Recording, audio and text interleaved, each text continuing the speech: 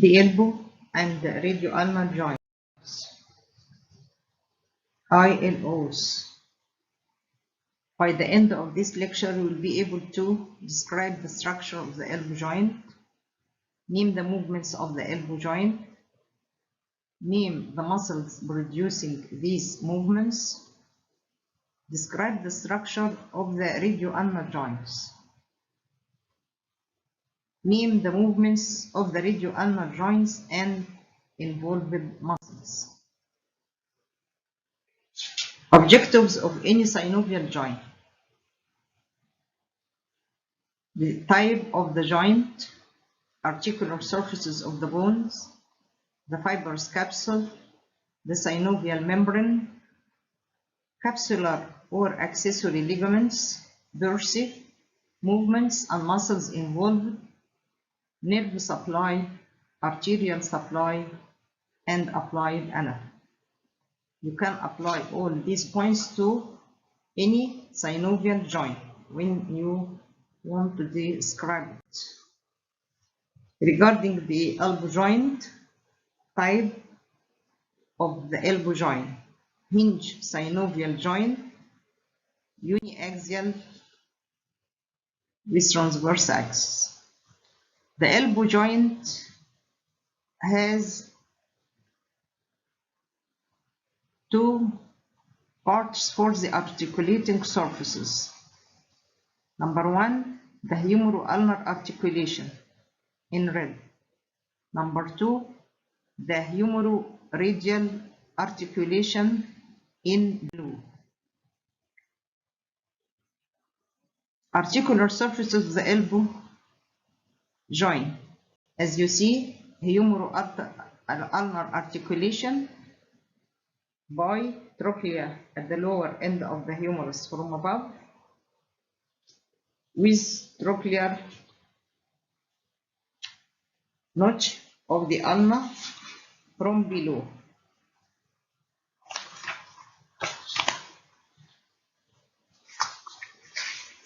From behind, the humeroulnar articulation is by olecranon process of the ulna with the olecranon fossa of the lower end of the humerus. Laterally and anteriorly, there is humeroradial articulation formed by capitulum at the lower end of the humerus, articulating with the upper surface of head of radius.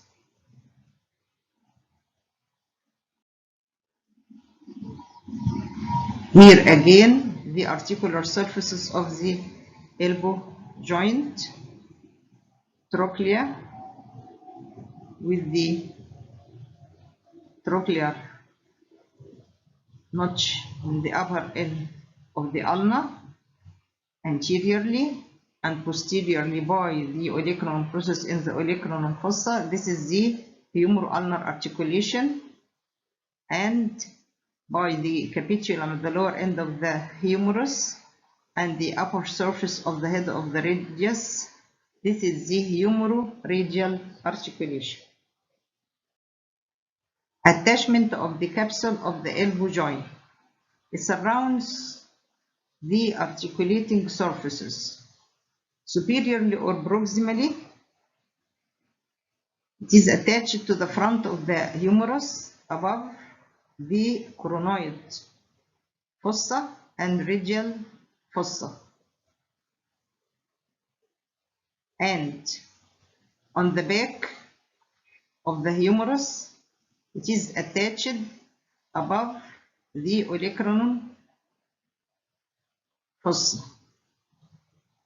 So these fossae are intracapsular.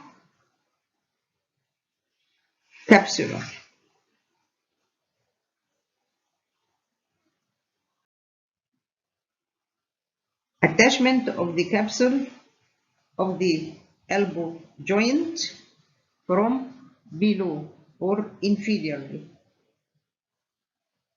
It is attached to the margins of the coronoid and the olecranon processes of ulna and to the annular ligament of the radius. As you see, attached to the margin of the coronoid process from below, and from below and back it is attached to the margin of the olecranon process. Also, it is attached laterally to the annular ligament of the radius around the circumference of the head of the radius. So the medial and the lateral epicondyles are extracapsular because muscles are attached to them. Here we can see this outer line represents the articular capsule cut edge to the front of the lower end of the humerus above the two fossae, coronoid fossa and radial fossa. From behind, it is attached above the olecranon fossa. So the fossae, all fossae, are intracapsular. Here, in front and medially and from behind, the capsule is attached to the margins of the coronoid process of the ulna. Laterally, it is attached, as we mentioned, to the annular process of capsule of the radius, which surrounds the circumference of the head of the radius.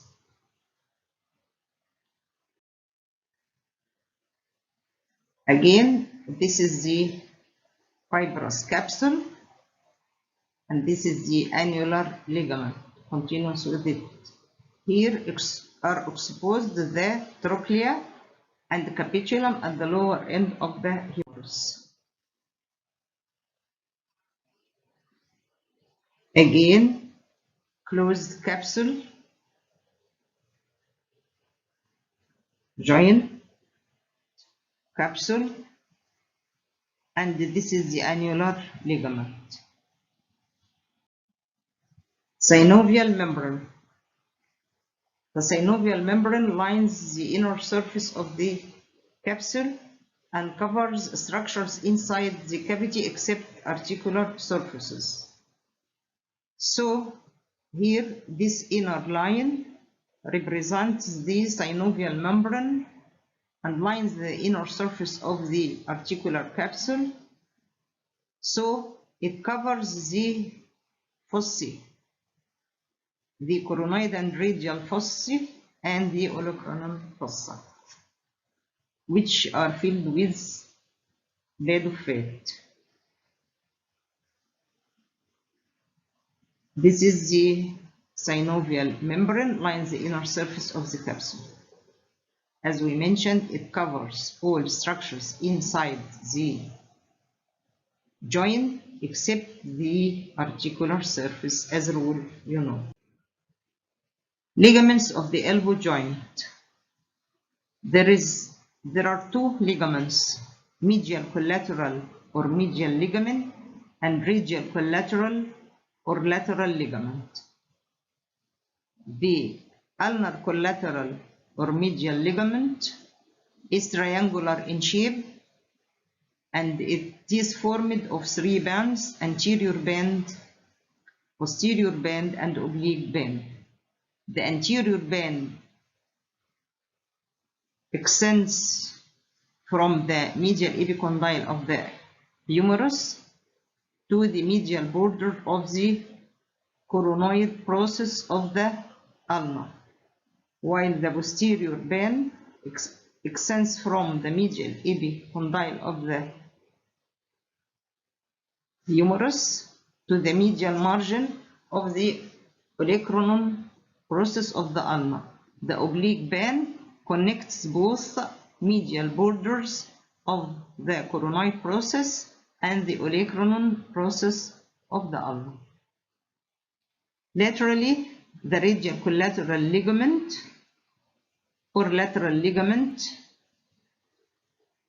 is triangular also in shape and extends from the lateral epicondyle at the lower end of the humerus to the annular ligament of the radius. Again, here we can see this is the capsule, this is the medial collateral ligament, lateral ligament extends from the lateral epicondyle of the lower end of the humerus to be attached to the annular ligament which surrounds the circumference of the head of the radius. So test yourself for the arrows. Arterial supply of the elbow joint. It comes from anastomosis around the elbow.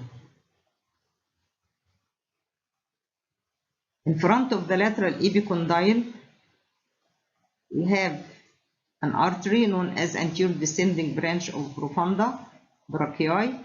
This is the brachial artery. Profunda brachii passes behind the humerus in the radial groove and descends here in front of the lateral epicondyle. Anastomosis with another artery known as radial recurrent.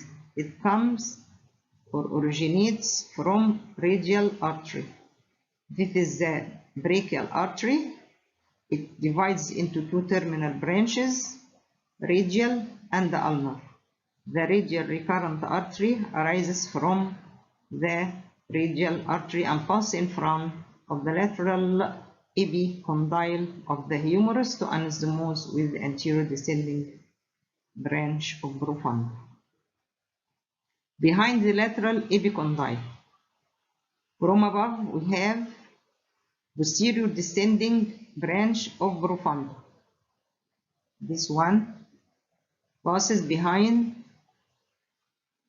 the lateral epicondyle to anastomose with another artery coming from below known as interosseous recurrent. Why it is called recurrent? Because it recurs and it passes upwards to anastomose with the posterior descending branch of profunda. This interosseous recurrent artery arises from posterior interosseous artery. The posterior interosseous artery arises from common interosseous, which arises from the ulnar artery. So this is the brachial artery, gives the ulnar artery, which gives short trunk known as common interosseous, which divides into two branches, anterior interosseous and the posterior interosseous, as they descend in front and the back of the interosseous membrane of the forearm respectively. Then the posterior interosseous gives interosseous recurrent. Now, in front of the medial epicondyle, here, there is a branch known as anterior branch of inferior ulnar collateral. What is the inferior ulnar collateral? It is a branch of the brachial artery. So this is the brachial artery, gives this inferior ulnar collateral. This inferior ulnar collateral gives the anterior branch that descends in front of the medial epicondyle.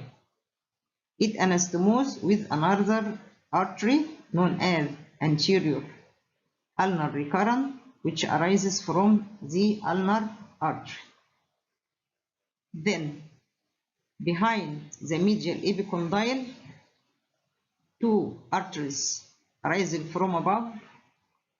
The first is the superior ulnar collateral, this one, which is a branch of the brachial.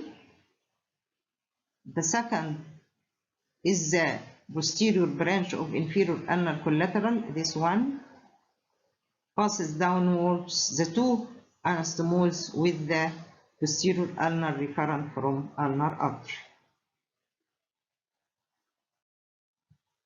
Nerve supply of the elbow joint by branches from musculocutaneous nerve, radial nerve, ulnar nerve, median nerve, and the anterior interosseous nerve. Some of the nerves which supply the elbow joint: ulnar nerve pass behind the median epicondyle, and the median nerve and the radial nerve. Movements of the elbow joint. Because this joint is uniaxial joint with a transverse axis, it permits only flexion and extension. Flexion is carried by mainly brachialis muscle and in supinated forearm, it is performed also by biceps brachii. And when the forearm is in mid-broom position, brachioradialis can make this action. Extension is carried by two muscles, triceps and anconeus. Carrying angle. Carrying angle opens laterally, is seen when the elbow joint is extended and lies between the arm and forearm. So this is the angle. It measures 170 degrees in males and 167 or 5 in female. The angle disappears in flexion. This is the carrying angle again. It is directed laterally, and it is formed because the medial border of the trochlea is longer by 6 millimeters than the lateral border. So this deviation is occurred. This is the carrying angle laterally.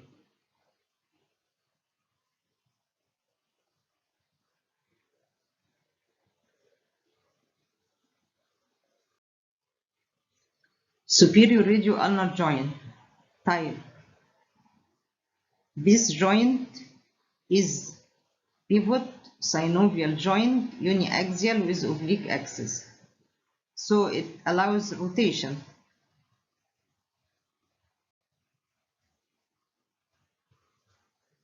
Its cavity is continuous with the cavity of the elbow joint, superior.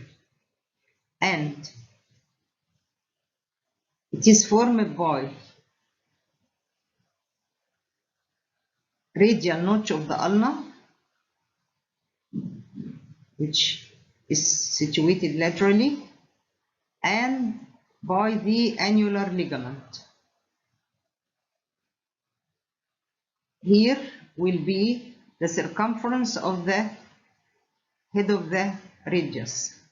The annular ligament is attached to the margins, anterior and posterior margin of this notch, of the radial notch of the ulna.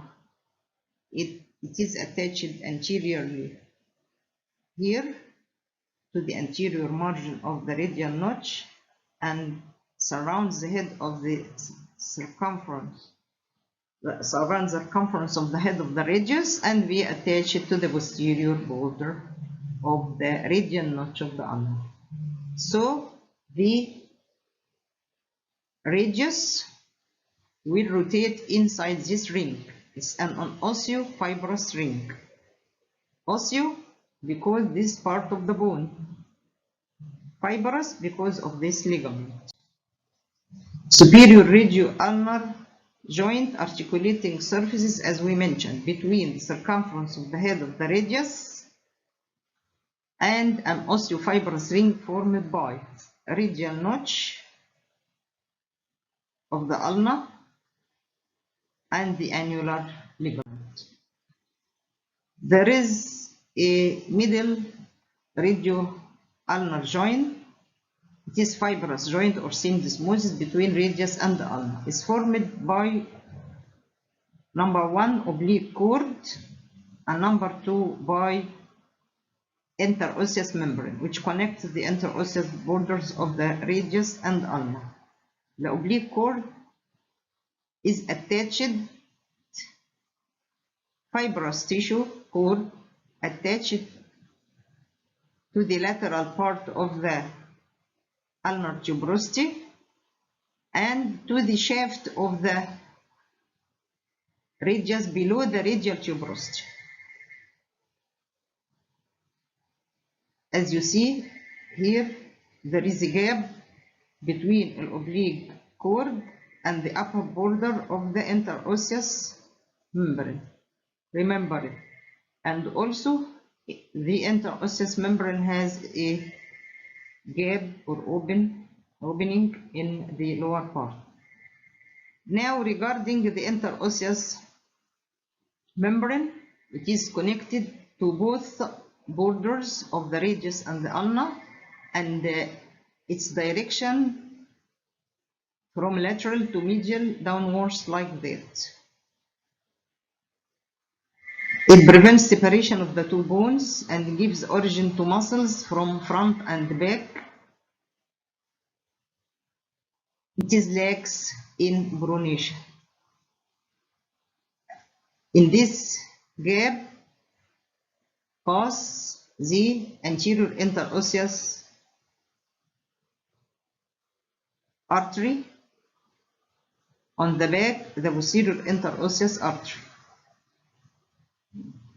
The anterior interosseous artery then passes through this hole into the back, as we will see in the next slide. This is ulnar artery, gives common interosseous as we mentioned before. The common interosseous artery gives two branches, anterior interosseous and posterior interosseous. Here this is a posterior view, so we can see the posterior interosseous artery on the back of the interosseous membrane. This is the anterior interosseous artery.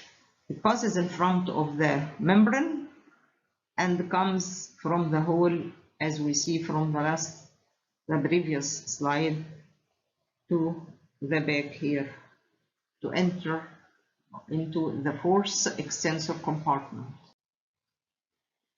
Inferior radioulnar joint also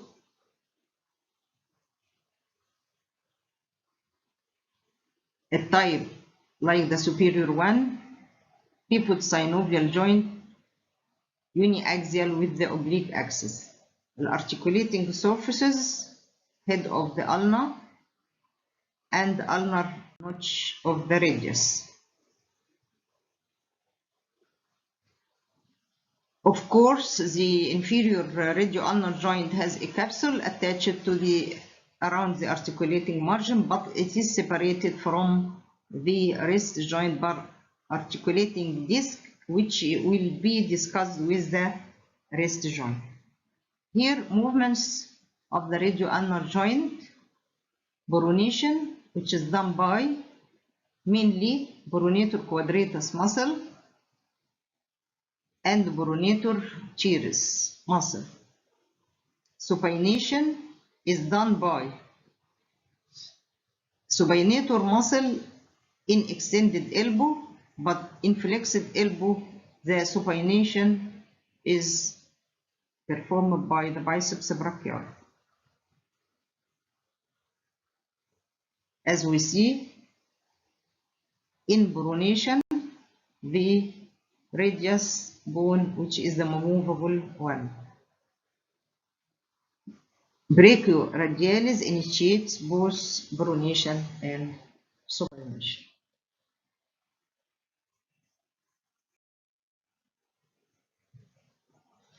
During boronation and supination, the radius is the movable bone, while the ulna is relatively stationary. When in supination, the two bones are parallel to each other. Start boronation, the radius will move or rotates and cross the ulna, which is immovable, as you see. Supination movement, boronation movement. Axis of supination and boronation.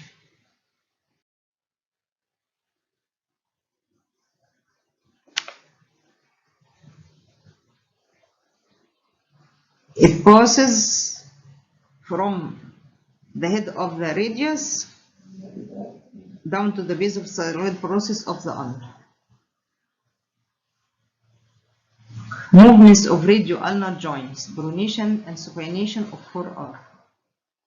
Description of the movement. Supination. In supination, the palm of the hand is directed forward. In boronation, the palm of the hand is directed backwards. In supination, the radius lies lateral and parallel to the ulna. In boronation, the radius crosses obliquely over the front of the ulna and the two bones form an X-shaped figure. Both supination and boronation are initiated by brachioradialis. Supination is produced by the supinator muscle when the elbow is extended, and by the biceps brachii when the elbow is flexed. Boronation is produced or performed by mainly pronator quadratus and by pronator teres muscle.